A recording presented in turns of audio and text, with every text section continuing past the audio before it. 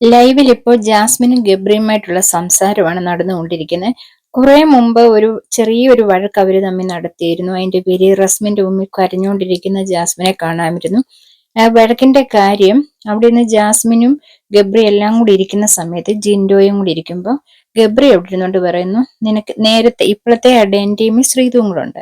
അപ്പൊ നേരത്തെ ഉള്ള കോയിൻ ഒട്ടിക്കുന്ന ടീമില് അന്ന് ശ്രീതുവും കൂടെ ഉണ്ടായിരുന്നെങ്കിൽ ആ ഒരു ടീം ആയിരുന്നെന്ന് വരില്ല, നിനക്ക് സുഖമില്ലായിരുന്നല്ലോ, ആ ടീമില് നിങ്ങൾ ജയിച്ചു പോയേനെ എന്ന് പറഞ്ഞു. അപ്പം ജിൻഡോയും അവിടെ ഇരുന്നുകൊണ്ട് ഇത് തന്നെയാണ് പറഞ്ഞത്. ജിൻഡോയെ കേസ് പിടിച്ചാണ് സൈഡ് പിടിച്ച ഗബ്രി പറഞ്ഞെന്നുള്ളതാണ് കാര്യം. സുഖമില്ലാതിരുന്ന സമയത്താണ്.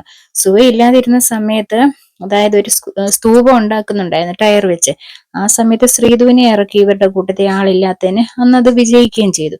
അത് വെച്ചാണ് ഇവര് പറഞ്ഞത് ജാസ്മിന് സുഖമില്ലാഞ്ഞതും കൊണ്ട് അന്ന് ഇറക്കിയപ്പം എന്നുള്ളതാണ് പറഞ്ഞത്. രണ്ടാമത്തെ കൊയിന്റെ ടാസ്കിന്റെ സമയത്തും സുഖമില്ലാതിരിക്കുമായിരുന്നു, അന്ന് നീ ഇറങ്ങണ്ടായിരുന്നു, ശ്രീധുവായിരുന്നു ജയിച്ചേനെ എന്നുള്ളതാണ് പറഞ്ഞത്. പക്ഷെ അത് സൈഡ് പിടിച്ചെന്ന് ഗബ്രി ജിൻഡോയ്ക്ക് സൈഡ് പിടിച്ചു എന്നുള്ളത് പറഞ്ഞാണ് ജാസ്മിൻ കരഞ്ഞുകൊണ്ടിരുന്നത്. ഇപ്പൊ അതെല്ലാം കഴിഞ്ഞ് ഇവര് തമ്മിൽ അവിടെ നിന്നുകൊണ്ട് സംസാരമാണ്.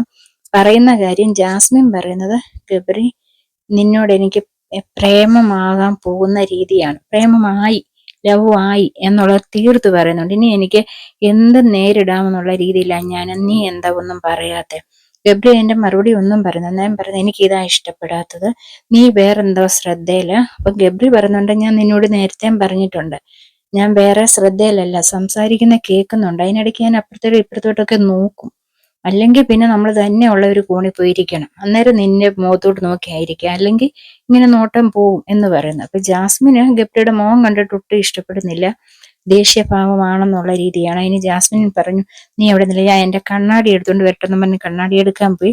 കണ്ണാടി എടുത്തുകൊണ്ട് വന്നതിന് ശേഷം പറയും, നീ നിന്റെ മുഖം ഒന്ന് നോയിക്കേ, നിന്റെ മുഖം എങ്ങനെയായിരിക്കും നോയിക്കേ എന്നൊക്കെ പറയുന്നു. ഗബ്രി ഒന്നും മറുപടി പറഞ്ഞില്ല. ജാസ്മിന് പ്രണയമായി എന്നുള്ള രീതിയിൽ എന്തും നേരിടാൻ ഇനി എന്ന രീതിയിലാണ് മുന്നോട്ട് ഇവർ തമ്മിൽ സംസാരിച്ചുകൊണ്ടിരിക്കുന്നത്. ഇനി ബാക്കി എന്തൊക്കെയാകും നടക്കുന്നതെന്ന് നമുക്ക് പുറകാലെ കണ്ടറിയാം.